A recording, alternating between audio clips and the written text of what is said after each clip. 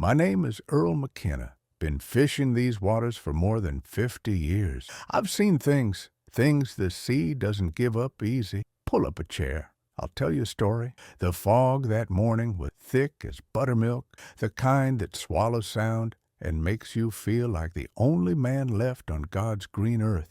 Or blue earth, I suppose. The sun was a pale coin trying to burn through the haze, not having much luck. My boat, the Sea Serpent, chugged along like an old man's heart, steady and familiar. It's not much to look at, my vessel. Rust stains weeping from the bolts and a permanent scent of diesel and brine soaked into the wood.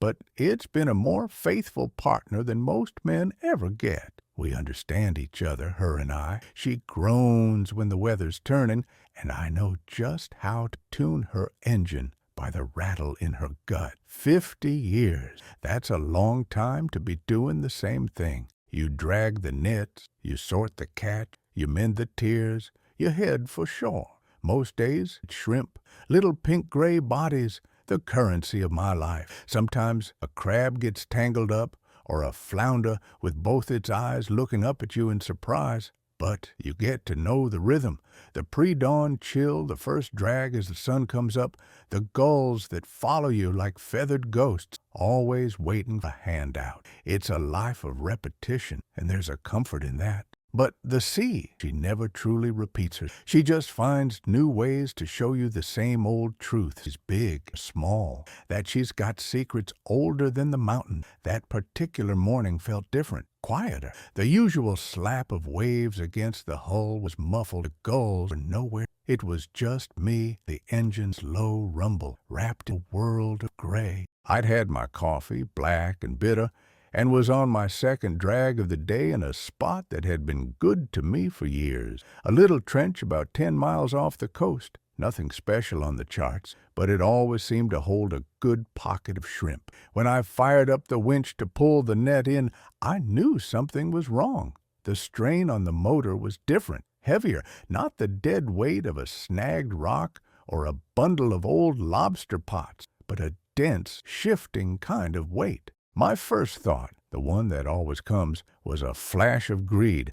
A massive school of shrimp, maybe. Enough to pay the fuel bill for a month and then some. Maybe even that new depth finder I'd been eyeing. A fisherman's always hoping for that one big haul. The net broke the surface, water streaming from the mesh, silver torrents. The bag was heavy, all right, bulging, but through the writhing mass of shrimp, I could see something else, something pale, starkly out of place. It wasn't the dull white of a bleached log or the gray of a discarded tire. It was bone. I've pulled up bones before. A deer that got swept out to sea, the skull of a porpoise, even a cow once, which was a real head-scratcher. But this was different. I swung the net over the deck and let the catch spill out. A mountain of shrimp, slick, smelling of the deep, sloshed across the sorting table. And in the middle of it all, tangled in the green netting, was the reason for the weight. It was a skeleton, or part of one anyway, a long, articulated spine connected to a rib cage that was unlike anything I'd ever laid eyes. The ribs were slender, almost delicate, but they curved out and back in a way that suggested a body long and sinuous, like an eel's. But an eel doesn't have a rib cage this complex. The spine itself was maybe 10 feet long, ending in a series of smaller, flattened vertebrae that might have formed a tail. My heart was thumping a slow, heavy beat against my ribs. I untangled the bones from the net, my hands moving slow and careful, like I was handling ancient glass. The shrimp didn't matter anymore. They could wait.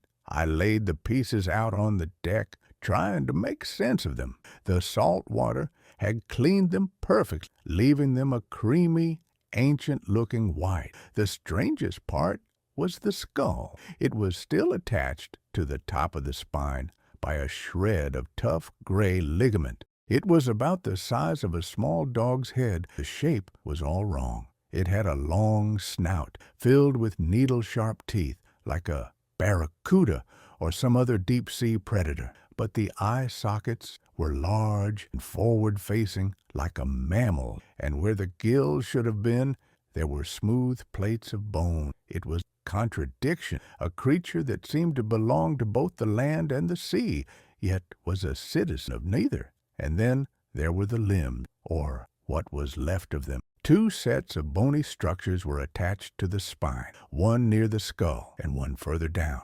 They weren't fins, and they weren't legs. They were long, multi-jointed appendages that ended in a fan of thin, spiny bones like the fingers of a skeletal hand, but with too many joints bending in places a normal creature shouldn't bend. They looked like they were made for both grasping and paddling, for crawling along the seabed, and for swift, sudden propulsion through the water. I knelt there on the deck for long, fog swirling around me, the smell of the shrimp forgotten. The world felt like it had shrunk to just me and this impossible thing, this mistake of nature. Every bit of knowledge I gathered in 50 years at sea told me this animal could not exist. It broke the rules. I tried to reason it out. Maybe it was a deformed whale, a seal with some terrible birth defect, but no, the entire structure's too deliberate, too perfect in its own alien way. It wasn't a deformity, it was a design. A shiver went through me that had nothing to do with the morning chill. It was the feeling you get when you pull back a curtain you weren't supposed to touch and see something you weren't meant to see. The ocean had coughed up one of its secrets, and it had landed right on my deck. My first instinct to throw it back, to let the sea reclaim its own and pretend I'd never seen it. It felt wrong, having it here in the daylight, a profanity. But a deeper, older part of me's always been curious. Water beneath my hull couldn't do it. This was a discovery, maybe the only real discovery I'd ever make. The thought of heading back to the docks filled me with a sudden dread. What would I say? "Hey, Otis, look what I pulled up. It's not shrimp."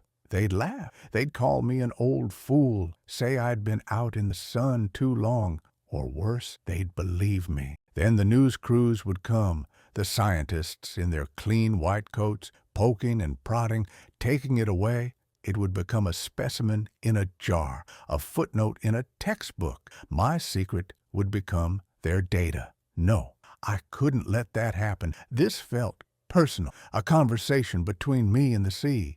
With a resolve I hadn't felt in years, I started to work. I ignored the shrimp, letting them be. I carefully disconnected the skull and the limbs, laying them out on an old. I wrapped each section of the long spine, making sure not to break any of the delicate interlocking bone. The whole time I felt a strange reverence, as if I were preparing a king for burial. The fog hadn't lifted, and the silence pressed in, broken only by the gentle rocking. It felt the world was holding its breath, watching me. By the time I was done, the sun was a little higher, a little warmer. The fog clung to the water. The bones were safely stowed in my gear locker, wrapped in canvas like a sacred relic. I cleaned the deck, sorted a handful of shrimp just to look busy, and dumped the rest. I couldn't bear to sell a single one from that haul. It felt like blood money. As I steered the sea serpent back toward the distant shore, I kept glancing at the locker. I hadn't just brought back some old bone. I had brought back a question, a mystery that was now sitting in the dark right behind me. I had dredged up something from the bottom of the world, something that shouldn't exist. And as my little boat cut through the quiet gray water, I had the unshakable feeling that I hadn't come back alone. My cabin isn't much, just a salt-bleached perched on stilts at the edge of the marsh, where the land gets to being land and gives in to the. It's been my fortress of solitude for 30 years. The only road in is a dirt track that turns to mud in the rain, which suits me just fine. The tacksman and the devil are the only two who make house calls out here, and I wasn't expecting either. That night, under the thin light of a crescent moon, I felt more like thief than a homeowner. I carried my wrapped bundles from the truck to the porch. Each trip felt heavier than the last, and not just from the weight of the bone. It was the weight secret. Inside, the place smells of old wood, pipe tobacco and the faint, clean scent of cedar from the chest my father built. I cleared off the big oak table where I eat my meals and mend my net. With hands that trembled just a little, I unwrapped the canvas parcels one by one. There on the table, illuminated by the warm yellow glow of a single kerosene lamp, skeleton lay in pieces. It looked even stranger indoors, a piece of deep, abyssal night brought into my small, quiet. For the next few days, I became a man possessed. I didn't go out on the boat. I let the tide come and go without me, a thing I hadn't done in decades. My world shrank to the four walls of my cabin and the impossible puzzle on my table. I started by cleaning each bone again, gently, with fresh water and a soft brush, as if I were an archaeologist prepping a priceless find. I laid them out, trying to piece them together. The long serpentine spine was the easy part. The ribs slotted into place with an unnerving perfect fit. The limbs, they were a nightmare of calculation. They could fold in on themselves in a dozen different ways, and every configuration looked both wrong and perfectly natural. My little cabin is lined with shelves, and on those shelves are books, not fancy, but practical books, knots, engine repair, weather pattern, and a whole section on marine life. Old dog-eared guide, faded pictures. I pulled them all down. I spent hours comparing the skull to diagrams of fish, cetacean, ancient marine reptile. Nothing matched. The jaw was like a deep-sea anglerfish, but the cranium was shaped more like a seal's. The teeth were unlike anything I'd ever seen catalogued, long and curved inward, designed for holding, not tearing. It was a predator, but a highly specialized one.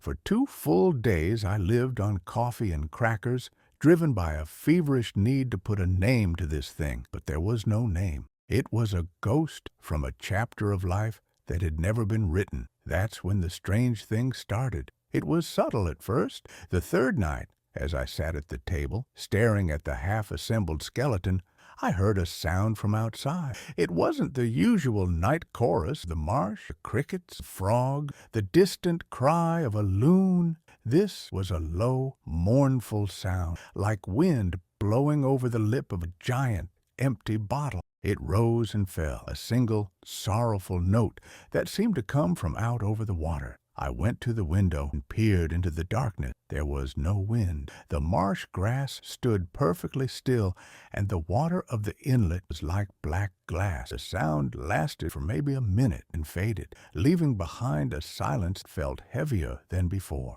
I tried to explain it away. The tide shifting, a trick of the air. But my gut, the same gut that tells me when a storm is brewing miles offshore, told me I was lying to myself. The next day, I felt it for the first time, the sensation of being watched. I was on my porch, patching a small hole in a net, and the feeling washed over me, a prickling on the back of my neck, the kind that makes the hair stand up. I scanned the shoreline, the reeds, the flat expanse of water. Nothing, just a lone heron motion. But the feeling didn't go away. It was a pressure, a focused attention coming from the direction of the sea. It felt ancient and patient. All day, it lingered at the edge of my senses. When I was inside, I felt it through the windows. When I stepped outside, it was like stepping into someone's gaze. My cabin, once my sanctuary, began to feel like a cage. The skeleton on the table was no longer just a scientific curiosity. It had a presence. The lamplight cast long dancing shadows from its ribs across the walls, making the room feel like the inside of some great beast. I started talking to it, whispering questions into the quiet of the room. What are you? Where did you come from? The bones, of course, offered no sleep. Became a stranger. When I did manage to drift off, my dreams were of deep blackness, of water so cold it burned, a vast, silent shape moving in the air below. I'd wake up in a cold sweat, my heart hammering, the low, mournful sound from the first night echoing in my memory. After a week of this, I knew I couldn't keep it to myself any longer. I wasn't going crazy. I've been alone enough in my life to know the difference between solitude and madness. This was real. I needed to talk to someone, not just anyone. I needed to talk to Tobias. Tobias is even older than I am, if you can believe it. He gave up the fishing life 20 years ago after a rogue wave took his right leg, but his mind is still as sharp as a filleting knife. He spends his days sitting on the main dock, carving little wooden gulls and watching the boats come and go. He's heard every story the sea has ever coughed up. I found him right where I knew he'd be, a pile of wood shavings at his feet. He looked up as I approached, his pale blue eyes squinting in the afternoon sun. "Earl, you look like you've seen a ghost," he said, not missing a beat of his whittling. I sat down on the piling next to him, the smell of creosote and salt filling my lungs. I didn't know how to start. "Tobias," I began, trying to sound casual, "you ever hear any of the real old stories? Not the tourist stuff, the things the old-timers used to talk about." He paused his carving and looked at me, really looked at me for the first time. He saw the sleepless nights in the lines around my eyes. "What kind of stories?" he asked, his voice low. "Stories about things in the deep, things that don't belong on any chart." He was silent for a long time, watching a trawler make its way out of the harbor. "There are stories," he finally said, so quietly I had to lean in to hear. "Most of 'em are just that, ways to scare greenhorn. But my grandfather, he used to talk about the callers from the deep. Said it was a name the natives gave them long before we ever got here." Chill traced its way down my spine, despite the warmth of the sun. "He said they weren't creatures of our world, not really, that they lived in the trenches, where the pressure would crush a submarine like a tin can and the sun has never touched. They're old, Earl, older than fish, older than water itself." "Did he ever see one?" I asked, my voice barely awake. Tobias shook his head. "No, and you didn't want to. My grandfather said they were guardians, that the deep had its own treasures, its own dead, and the callers watched over them.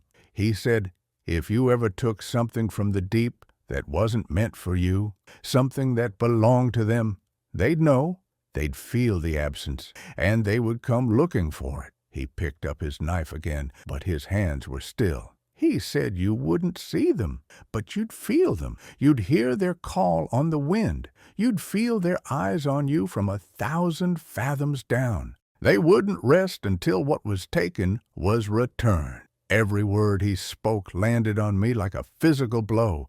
He was describing my week, the mournful sound, the constant crushing gaze. "It's just a story, Earl," Tobias said, but there was no conviction in his voice. He wouldn't meet my eye. "Just a story to keep men from getting too greedy." I didn't say another word. I just nodded, got up, and walked away. I knew he was wrong. It wasn't just a story, and I hadn't been greedy. I'd just been ignorant. When I got back to the cabin that evening, the feeling was stronger than ever. The air was thick with it, a silent, suffocating pressure that seemed to radiate from the direction of the water. I walked inside and stood before the oak table. The skeleton lay there, fully assembled now, its long, pale form seeming to glow in the twilight. It was beautiful in a terrifying, alien way, but it wasn't a discovery anymore. It wasn't a trophy. It was a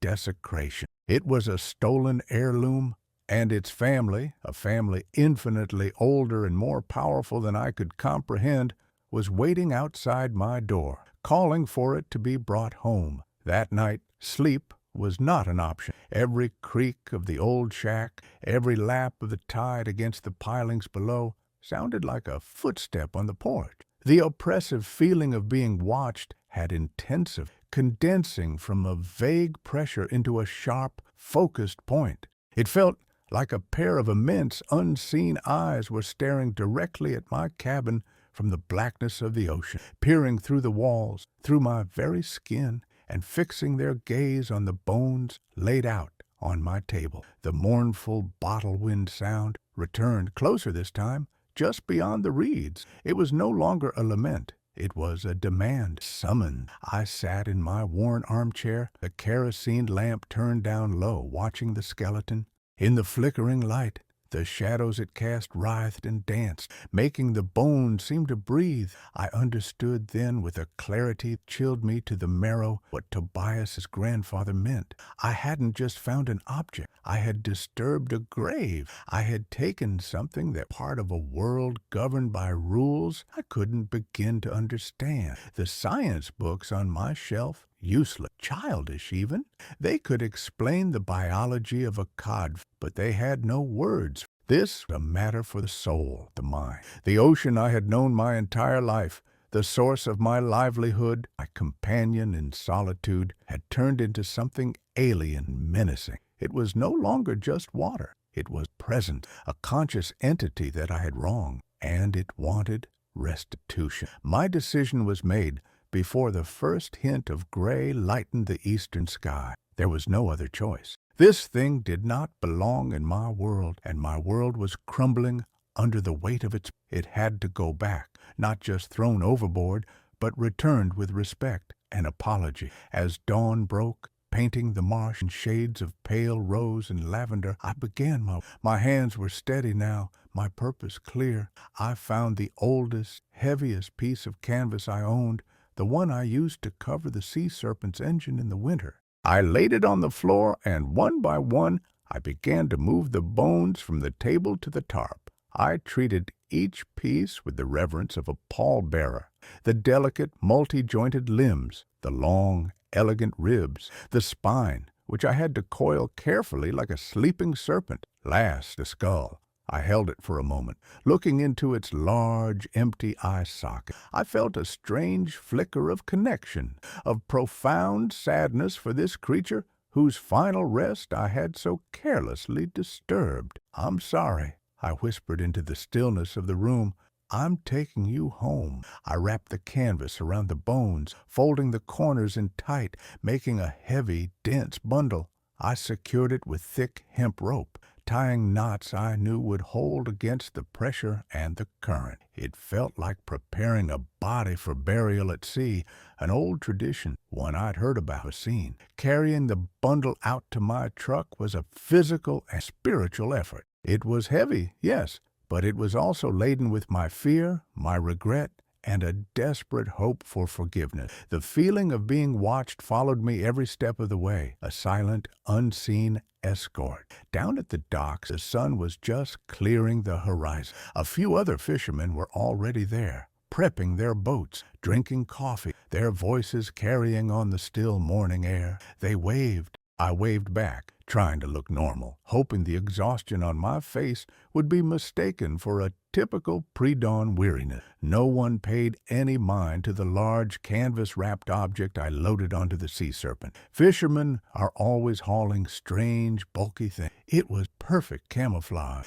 As I untied my lines and steered the boat out of the harbor, I felt the gaze of the sea intensify. It was as if it knew my intention, and it was watching, waiting to see if I would follow through. The engine chugged its familiar rhythm, but the journey out felt different. I wasn't going to work. I was on a pilgrimage, a mission of atonement. I didn't need my charts to find the spot. The coordinates were burned into my memory, but I also felt a pull, an instinctual certainty guiding me as if the water itself was showing me the way. When I reached the place where the deep trench began, I cut the engine. The sudden silence was absolute. The sun was higher now, a brilliant white orb in a clear blue sky. The water was calm, a deep, dark. It looked peaceful, beautiful even, but I could feel the immense, ancient coiled beneath the surface. I stood on the deck for a long moment, the heavy bundle, the feeling of being watched,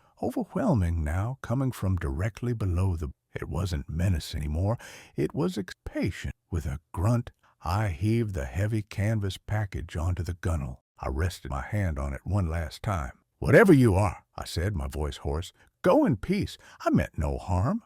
And then, with all my strength, I pushed it over the side. It didn't make a big splash. The heavy bundle entered the water with a quiet, decisive thump, and for a second it floated there, a dark shape in the blue water. Then it began to sink. It went down fast, straight as a plumb line, disappearing into the depths. I watched until I couldn't see it anymore, until it was swallowed by the dark blue that deepened to indigo, then to black. The moment it was gone from sight, the pressure vanished. It didn't fade away. It was instantaneous. 1 second, the weight of 1,000 atmospheres pressing in on my soul. The next, it was gone. The air felt light.